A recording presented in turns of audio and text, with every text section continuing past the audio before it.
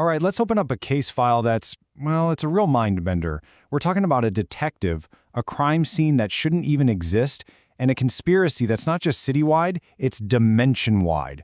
We're going to jump right into the deep end with a confrontation that kicks this whole thing off. So picture this, right? The air is freezing, and you can smell that electric ozone tang. A detective is standing there looking down at this ancient artifact that's cracked open and faintly pulsing with energy. And then, from the shadows, a voice just cuts through the silence with that line. This is it. This is where our whole investigation kicks off, with an accusation that just hangs there, heavy as a shroud. Okay, so who are the key players on the board? First up, you've got Detective Veyra Solmari. For her, curiosity isn't just a trait, it's a blade. Her determination, that's her armor. And then there's this mysterious figure. We know almost nothing about them, except for this amulet that glows and the fact that they know way, way more than they should. This is the clash, right here in the cold heart of the Obsidian Citadel. So why the tension? Well, this whole scene is the immediate aftermath of Detective Solmari's return. And look, she wasn't just on a trip to the next town over. No, she's just come back from a hostile parallel dimension. She went somewhere you're not supposed to go, and believe me, the consequences are only just starting to unfold. And at the very center of all of this is that artifact we mentioned. This thing. This was her key. It was how she got in. But now it's broken, shattered. But it's not dead. Not by a long shot. It's pulsing, almost like it's breathing. And you can just feel it whispering secrets. This broken thing right here, this is Exhibit A in a case that is about to go completely off the rails. So, the big question is, what did Veyra actually find over there? What was worth that kind of risk? Let's crack open her case file and take a look at the evidence she brought back. Because this is where we start to see what this crime is really all about.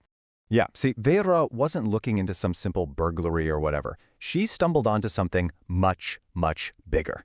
They call it the rite of reification. And it's not just some weird ritual. Think of it like a machine. A machine that's being used to literally punch holes in reality to pull things and, yeah, people from their dimension into ours. And if you want to know what it was like, just listen to these notes from her journal. These aren't just field notes, they're clues.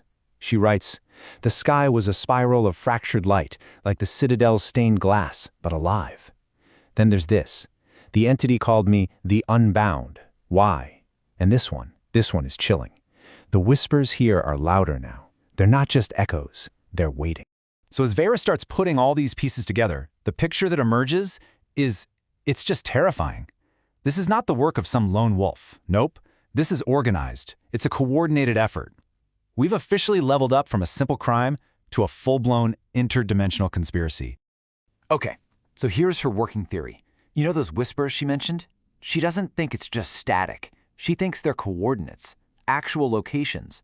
The crime scene that kicked this all off? That was just a test. A failed one at that. And here's the kicker.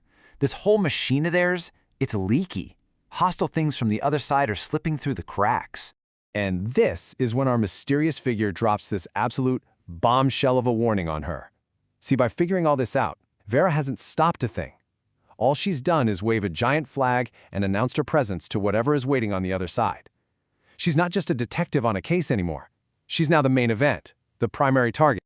But if you think Veyra Solmari is the type to just pack it in and run, you'd be dead wrong. Faced with a threat that is literally out of this world, she doesn't hide, she plans. She comes up with a gambit, a really risky, high-stakes play designed to flip the script on this entire conspiracy. And her plan? It's pretty brilliant. It's got a few moving parts. Step 1, she's going to use the fragments of that broken artifact to figure out where they're going to strike next. Step 2, she needs to confront those whispers before they stop being whispers and start becoming names, real people. Step 3, put the squeeze on the mysterious figure. Make them finally show their cards, friend or foe. And finally, step 4, get ready. Because she knows whatever she faced on the other side is coming for her, and it's going to be a fight. But, through this whole thing, there's one question that's just hanging over everything. The Obsidian Citadel. The entire conspiracy seems to revolve around this one place. Why? What is the Citadel really? And let me tell you the answer to that question. It changes everything. Get this. The big twist.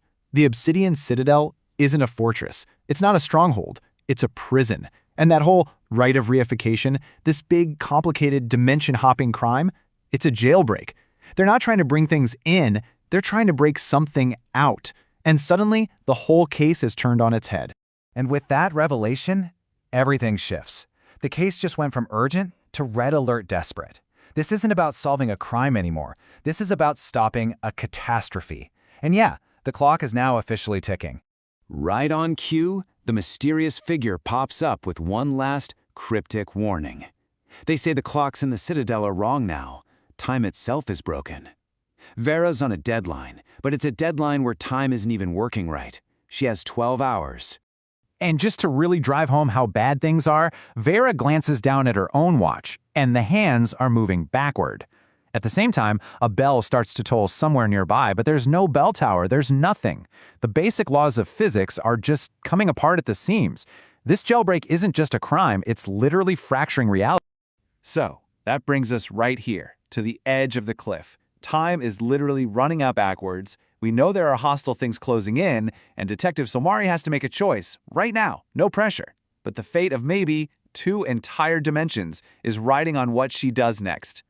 So what's the play? Does she trust the mysterious figure and follow them, knowing it's probably a trap? Does she risk going back to that incredibly dangerous crime scene, hoping to find one more piece of intel? Or does she make a break for the forbidden archives, trying to find the actual blueprints for this whole insane ritual? Every option is loaded with risk, and there is no easy answer. So now it's your call, detective. What's the right move?